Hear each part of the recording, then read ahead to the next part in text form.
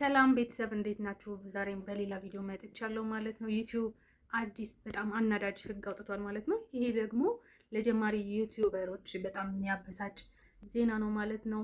እስከ ቪዲዮ መጨረሻ ድረስ አብራችሁን ቆዩ። ምንድነው አዲስ ያወጣው ህግ፣ ምን ማድረግ አለባችሁ የሚለውን እስከ ቪዲዮ መጨረሻ ድረስ ከቆያችሁ ማድረግ ያለባችሁን እነግራችኋለሁ ማለት ነው። እንደምታውቁት ዩቲዩብ ላይ ሞኔታይዝ ለመሆን 1000 ሰብስክራይበር እና 4000 ዋች አወር ነው የሚያስፈልገው ማለት ነው።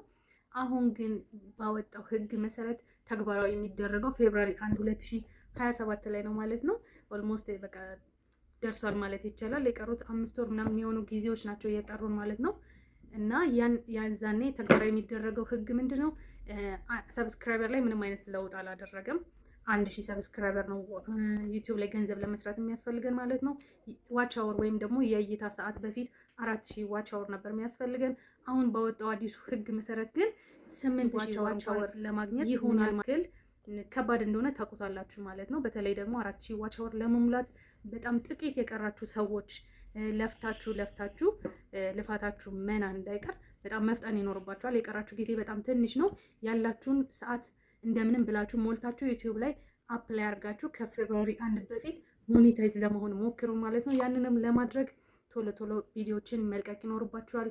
በተለይ ደግሞ ረጃጅም ቪዲዮዎች ከ8 ደቂቃ ያላነሱ ቪዲዮዎችን በመልቀቅ እንዲሁም የተለያዩ ሰዎች የእናንተን ቪዲዮዎች ገብተው እንዲመለከቱ በማድረግ ሰዓታችሁን ሞልታችሁ ሞኔታይዝ መሆን ይኖርባችኋል ማለት ነው። ከዛ በኋላ እንደምታውቁት ዩቲዩብ ላይ በአንድ አመት ውስጥ ነው 4000 ሰዓት የሚያስፈልጋችሁ ማለት ነው። ከዚህ በኋላ 8000 የእይታ ሰዓት ከሆነ ደግሞ ሞኔታይዝ ለመሆን በጣም ረጅም ጊዜ ሊወስድባችሁ ነው ማለት ነው። ዋች አወርም እንደምታውቁት እየተቃጠለ ይመጣል። በዚህኛው አመት ያገኛችሁት ዋች አወር በሚቀጥለው አመት ላይ እየቀነሰ ነው የሚመጣው። ስለዚህ ይህን ያክል ጊዜ ለፍታችሁ ሞኔታይዝ ሳትሆኑ እንዳትቀሩ ወይም ጊዜ እንዳይወስድባችሁ በተቻላችሁ መጠን ፍጠኑ ማለት ነው። አዲስም ዩቲዩብ ላይ ለመምጣት ያሰባችሁም ሰዎች ካላችሁ በጊዜ ለምን ዩቲዩብ በየጊዜው አዳዲስ ነገሮችን ያመጣል። ስለዚህ ዩቲዩብ መጀመሪያ ያሰባችሁ ሰዎችም ዛሬ ነገ ሳትሉ ዩቲዩብ ላይ ገንዘብ ለመስራት ዛሬ የሰራችሁት ነገር ነው ነገ ገንዘብ የሚያስገኝላችሁ ማለት ነው። እይታ ባይኖራችሁም ብዙ ሰብስክራይብ ባይኖራችሁም በጊዜ ሂደት መቼ ቫይራል እንደምትወጡና መቼ እንደሚቀየር አታውቁትም። ስለዚህ ካሁኑ ዩቲዩብ ላይ መስራት ጀምሩ። አሁን ላይ ብዙ ሰው ወደ ዩቲዩብ እየመጣ ነው።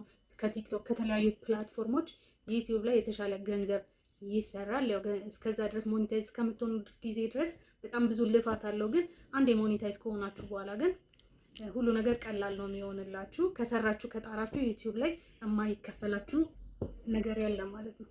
ዋናው የእናንተ ጥረትና ኮንሲስታንሲ ነው የሚጠይቀው ማለት ነው ዩቲዩብ። ስለዚህ ይሄ ጊዜ ተጠቀሙበት። ከፌብሩዋሪ 1 በፊት ሞኔታይዝ ለመሆን ሞክሩ ማለት ነው። በሌላ ቪዲዮ እስከምንገናኝ ባይ